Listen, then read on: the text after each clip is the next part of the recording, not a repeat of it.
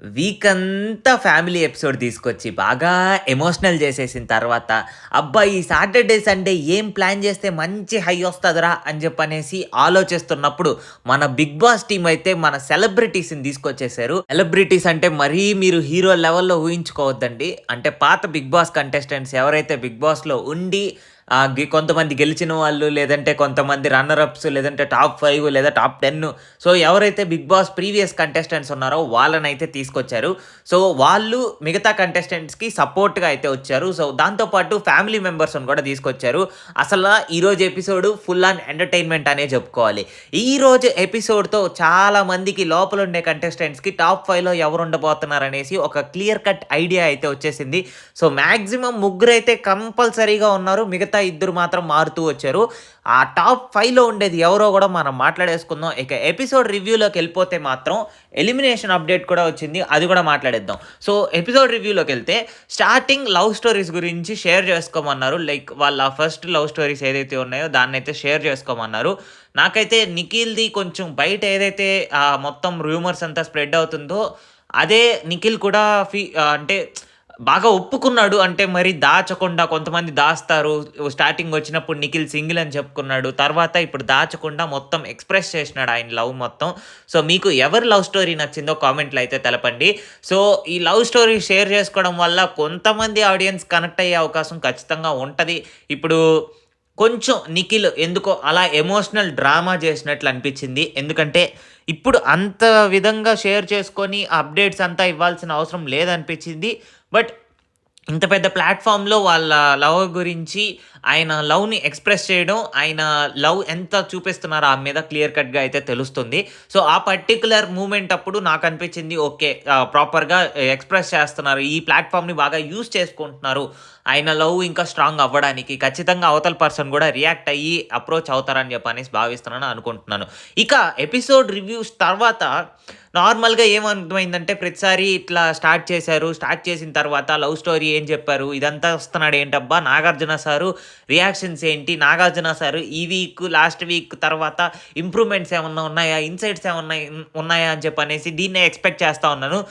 స్టార్టింగే ఈ love stories ఇదంతా పెట్టారు.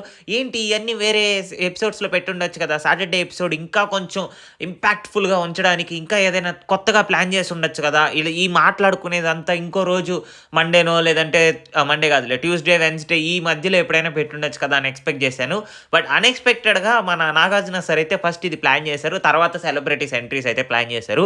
ఇక నాగార్జున సార్ ఆలస్యం చేయకుండా ఒక చిన్న టాస్క్ అయితే పెట్టించారు. చిన్నప్పుడు ఫోటోస్ దాన్ని గెస్ చేయండి. అప్పుడే వాళ్ళ పేరెంట్స్ వస్తారు అది ఇది అని చెప్పనేసి. అది జస్ట్ ఊరికే క్యాజువల్ ఎంట్రీ కోసం ఒక చిన్న టాస్క్ లాగా ప్లాన్ చేశారు. ఇక సెలబ్రిటీస్ ఎంట్రీ ఇచ్చిన తర్వాత మాత్రం ధూమ్ దుమారం అనే చెప్పాలి. ఎపిసోడ్ ఎక్కడికో ఎళ్ళిపోయింది. సో, ఎందుకలా అంటున్నానంటే లోపలుండే కంటెస్టెంట్స్‌కి చాలా వాల్యుబుల్ ఇంకోటి ఇన్సైట్స్ బాగా అందాయన్నమాట. నేను ఎక్స్‌పెక్ట్ చేస్తుందేంటంటే ఈరోజు తర్వాత ప్రతి ఒక్క కంటెస్టెంట్ ఆట మారబోతుంది.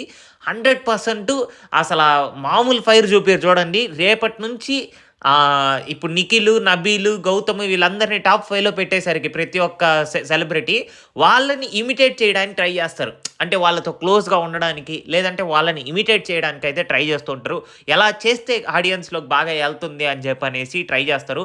సో, నార్మల్‌గా మిగతా సెలబ్రిటీస్ వచ్చినోళ్ళందరూ ప్రతిసారి ఫస్టు నిఖిల్, తర్వాత నబీల్, తర్వాత గౌతమ్, లేదంటే ఆర్డర్ మారుస్తారనమాట. First Gautham, second Nabeel, third Nikhil అట్లా. ఎలానో డిఫరెంట్‌గా పెట్టారు. మొత్తానికి టాప్ 5లో అయితే ఈళ్ళు ముగ్గురు మామూలుగా అయితే లేరు. పక్కాగా ఫిక్స్ అని చెప్పినట్టు ప్రూవ్ చేసుకున్నారు. ఇంకోటి నాకు నచ్చిన విషయం ఏంటంటే, కొంతమంది వాళ్ళేదైతే ఇన్సైట్స్ ఇస్తున్నారో దాన్ని యాక్సెప్ట్ చేస్తున్నారు. కొంతమంది ఆర్గ్యూ చేయడానికి ట్రై చేస్తున్నారు. ఇది చాలా తప్పు.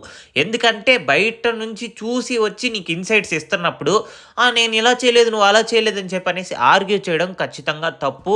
అది చేసినోళ్ళు మన విష్ణుప్రియ ఒకటుంది. సో, యాంకర్ రవి గారు ఎవరైతే ఉన్నారో ఆయనొచ్చి ప్రాపర్‌గా ఇన్సైట్స్ ఇస్తున్నారు. ఇన్సైట్స్ ఇచ్చినప్పుడు ఎలా ఉండాలి? అవునా? ఇదా? ఇలా చేయకూడదా? ఇలా చేయాలా? అని చెప్పనేసి తీసుకోకుండా రాద్ధాంతంలాగా ఆయనతో గొడవ వేసుకుంటుంది. లేదు నా మనసులో ఇదుంది, నా మనసులో అదుంది అని చెప్పనేసి అంటే వచ్చినోళ్ళు గూడా ఎందుకురా బాబు వచ్చాం ఈమెకి సపోర్ట్‌గా అని అనిపిస్తది. ఖచ్చితంగా అనిపిస్తది. ఆళ్ళు బయట చెప్పుకోకపోయినా గూడా సెలబ్రిటీ ఇన్నర్ ఫీలింగ్ అలానే ఉంటది. మనం వచ్చి ఏదైనా చెప్పేటప్పుడు వినాలి. ఎవ్వరైనా గానీ లాస్ట్ కొన్ని సీజన్స్‌లో కూడా ఏం జరిగిందంటే, ఎలిమినేట్ అయిపోయిన కంటెస్టెంట్ అక్కడ పైకెళ్ళిన తర్వాత వాళ్ళకేదో ఒక టాస్క్ పెడుతుంటారు గదా! సో, లోపలుండే కంటెస్టెంట్స్ గురించి చెప్తా ఉంటారు. "నువ్వు ఇలా ఆడుతున్నావు, అలా ఆడాలి" అని చెప్పనేసి. అప్పుడు గూడా కొంతమంది గొడవేసుకున్నోళ్ళున్నారు.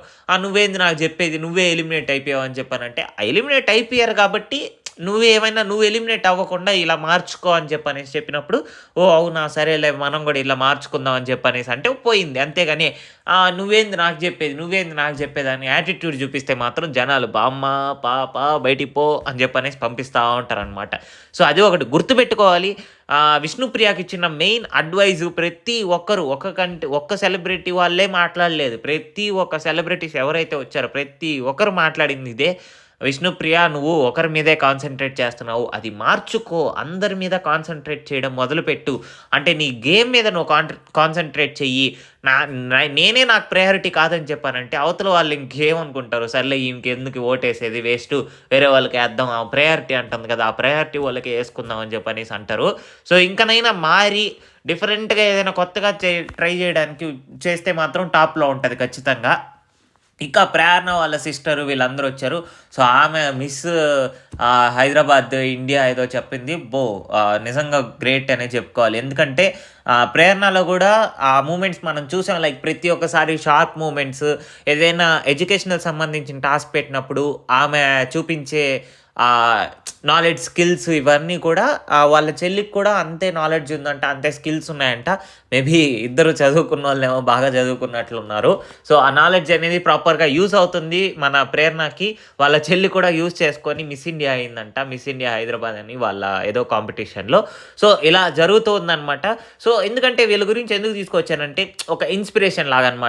అంటే ఒక ఇద్దరు కూతుర్లు ఉండే సిట్యుయేషన్‌లో గూడా చాలామంది లైక్ ఎలా ఫేస్ చేస్తారు? కొడుకు లేరు కదా! ఎలా ఉంటది? ముందుకు ఎలా సాగుతారు? అది ఇది అనకుండా నార్మల్‌గా ఒక ఇన్‌స్పిరేషన్ లాగా ఎలా ముందుకెళ్ళొచ్చు అని చెప్పనేసి 'బిగ్ బాస్' స్టేజ్‌లోనే మనకు ఒక ఆపర్చునిటీ దొరికిందనమాట. చూడండి ఇట్లా ఇద్దరు అమ్మాయిలే ఉండి వాళ్ళు ఎంత దూరం సాధించారు, ఎంత స్టార్‌డమ్ తెచ్చిపెట్టారు వాళ్ళ పేరెంట్స్‌కి అని చెప్పనేసి ఒక ఎగ్జాంపుల్ లాగా చెప్తున్నాననమాట అందుకనేసి. ఇక కమెడియన్స్ గురించి ఏదైతే టాక్ వచ్చిందో దాని గురించి కూడా శివాజీ గారైతే వచ్చి మాట్లాడారు. సో, నేనైతే చాలా హ్యాపీగా ఫీల్ అయ్యాను. ఎందుకంటే సో, అంత పెద్ద స్టేజ్‌లో ఈ ఈ విషయాలన్నీ మాట్లాడడం నాకు చాలా బాగా నచ్చింది. ఎందుకంటే శివాజీ గారు లాస్ట్ సీజన్‌లో అసలు మామూలుగా చేయలేదు. వేరే లెవెల్ ఆయనేం చెప్తే అదే హౌస్‌లో జరిగేటట్టుగా జరిగింది. ఓటింగ్ పర్సెంటేజ్ చూసినా కూడా ఆయన ఏదైతే కోరుకున్నాడో అలానే ఓటింగ్ వచ్చింది. నిజంగా లాస్ట్ సీజన్ మొత్తం ఆయన ముందుండి నడిపించాడు. అందుకని సీజన్ కూడా సూపర్‌గా హిట్ అయింది. ఈరోజు కూడా స్టేజ్ మీదకొచ్చిన తర్వాత నాగార్జున సార్ కూడా ఏం మాట్లాడట్లే. మొత్తం శివాజీ గారే అట్లా మాట్లాడేసి అసల దుమ్ము దులిపేశారు ఈరోజు కూడా శివాజీ గారు. దాంతో పాటు అందరితో ఇంటరాక్ట్ అయ్యి అందరికీ ఇన్సైట్స్ ఇచ్చారు. రోహిణి గారి కోసం వచ్చి అందరితో ఇంటరాక్షన్ అయ్యారు. అందరికి ఇన్సైట్స్ ఇచ్చారు. సో, దాంతో పాటు రోహిణికి ఆట గురించి ఆమెకి ఇంకా మోటివేషన్ ఇచ్చారు. "నువ్వు చాలా బాగుంటావు, బాగోవు" అని చెప్పనేసి ఎక్కడ అనుకోవద్దు. ఇంకోటి ఆట పరంగానే దృష్టి పెట్టు, ఎమోషన్స్ అన్నీ కంట్రోల్ చేసుకో, నిన్ను ఆపేది ఎవ్వరూ లేరు అని చెప్పనేసి ప్రతి ఒక్కరితో ఇంటరాక్ట్ అయ్యి మంచి మంచి ఇన్సైట్స్ అయితే ఇచ్చారు. నాకైతే చాలా బాగా నచ్చింది.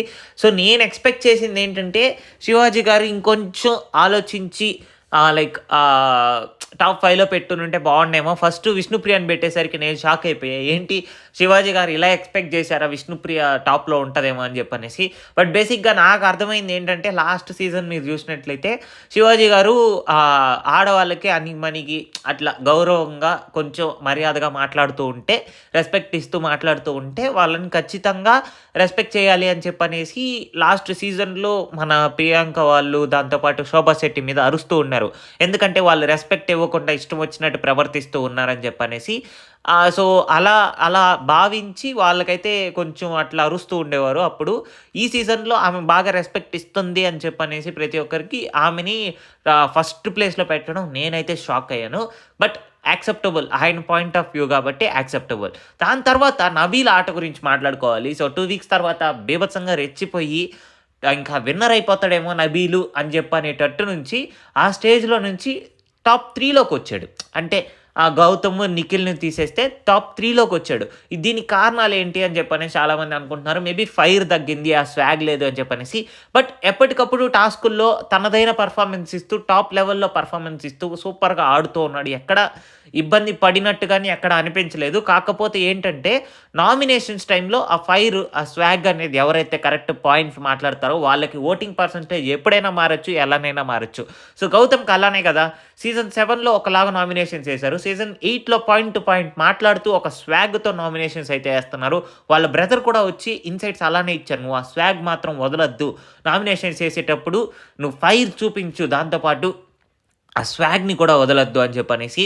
నేనైతే నబీల్ కూడా అదే చెప్పాలనుకుంటున్నాను. ఖచ్చితంగా నబీల్ కూడా ఆ ఫైర్, స్వాగ్ ఏదైతే ముందు నామినేషన్స్‌లో కూడా కంటిన్యూ చేశారో అదే కంటిన్యూ చేసి ఎలాగో టాస్కులు బాగానే ఆడుతున్నారు. సో, ఆ టాస్కుల్ని కూడా ఇంకా కంటిన్యూ చేస్తే టాప్ 2లో ఎక్స్‌పెక్ట్ చేసే అవకాశం ఖచ్చితంగా ఉంది. టాప్ 3 నుంచి టాప్ 2లోకెళ్ళే అవకాశం. సో, ఈ కాంట్రోవర్సీ ఏదైతే జరుగుతుందో, తెలుగు, కన్నడ కాంట్రోవర్సీ అది ఖచ్చితంగా బానే సూపర్‌గా చెప్తూ ఉన్నారు. ఇందాక వేరే యూట్యూబర్ గూడా మాట్లాడుతూ ఉన్నారు దాని గురించి. అప్పుడు లైక్ ఒకవేళ కన్నడ, తెలుగు ఇదంతా ఎందుకు, ఇండియా గురించి మాట్లాడండి. అందరూ ఇండియన్సే గదా! అని చెప్పనేసి అనేటప్పుడు ఆయన సూపర్ పాయింట్ ఒకటి చెప్పారు. నాకు చాలా బాగా నచ్చింది. ఆ పాయింట్ షేర్ చేసుకోవాలనుకుంటున్నాను. సో, ఒకవేళ అందరూ ఇండియన్సే కదా! అని చెప్పానంటే ఇన్ని బిగ్ బాస్‌లు ఎందుకు? Hindi big boss, Telugu big boss, Tamil big boss, Kannada, Malayalam big boss ఇట్లా ఇన్ని బిగ్ బాస్‌లు ఎందుకు? అన్ని బిగ్ బాస్‌లు ఒకటే అన్నప్పుడు ఒక్కొక్క స్టేట్‌లో నుంచి ఒక్కొక్క కంటెస్టెంట్ తీసుకొనొచ్చి ఇండియా పరంగా ఒక బిగ్ బాస్ పెట్టుండుంటే బాగుండేది కదా! అని చెప్పేసి అన్నారు.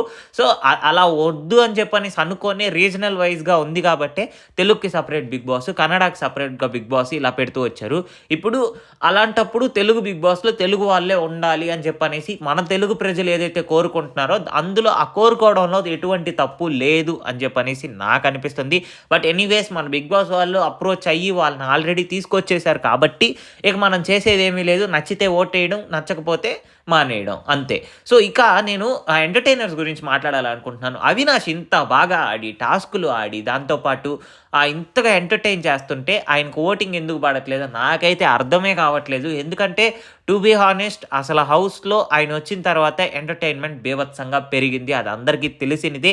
సో, ఎలిమినేషన్ అప్డేట్ ఏంటంటే ఎలిమినేట్ ఎవరు అవ్వలేదు. ఎందుకంటే లాస్ట్‌లో మన టేస్టీ తేజ అండ్ అవినాష్ మాత్రమే మిగిలారు. అప్పుడు మన నబీల్ అయితే ఇంకా అవినాష్ ఎలిమినేట్ అయిపోతున్న సమయంలో నబీల్ ఎవిక్షన్ షీల్డ్ యూజ్ చేసి మన అవినాష్‌ని సేవ్ చేశారు. సేవ్ చేసి ఈ వీక్ ఎలిమినేషనే లేదని చెప్పనేసి బిగ్ బాస్ అయితే చెప్పారు. మేబీ బిగ్ బాస్ చేసిన ఒక స్క్రిప్ట్ లాగా అనిపిస్తుంది నాకైతే.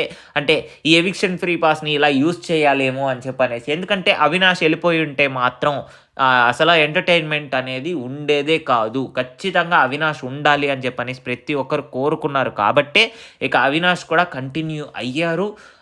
ఈ వీక్ ఎలిమినేషన్ నుంచి సేవ్ అయ్యారు. నెక్స్ట్ వీక్ కూడా సేవ్ అవుతారు. ఎందుకంటే ఆయన దగ్గర కెప్టెన్సీ బ్యాడ్జ్ ఉంది కాబట్టి. ఇంకో విషయం మీరు గమనించాల్సింది ఓటింగ్ వేసేటప్పుడు కూడా మనల్ని ఎవరు ఎంటర్‌టైన్ చేస్తున్నారు, మనం ఎవరుంటే మనం ఇంకా హ్యాపీగా ఉంటాము. ఈ కొన్ని వీక్స్‌లో ఆ ఎంటర్‌టైన్‌మెంట్ అనేది మనకు పొందొచ్చు అని చెప్పనేసి ఎవరిని చూస్తే మనకు అలా అనిపిస్తదో వాళ్ళకి ఓట్లేయాలని కోరుకుంటున్నాను. సో, ఊరికనే లైక్ వాళ్ళు బాగున్నారు, వీళ్ళు బాగున్నారు అని చెప్పనేసి ఓట్లేయడం వేస్ట్ అని చెప్పి అనుకుంటున్నాను. సో, మరిన్ని బిగ్ బాస్ అప్డేట్స్ కోసం మన ఛానల్‌ని సబ్స్క్రైబ్ చేసుకోండి. Subscribe to Telugu టాక్సూ.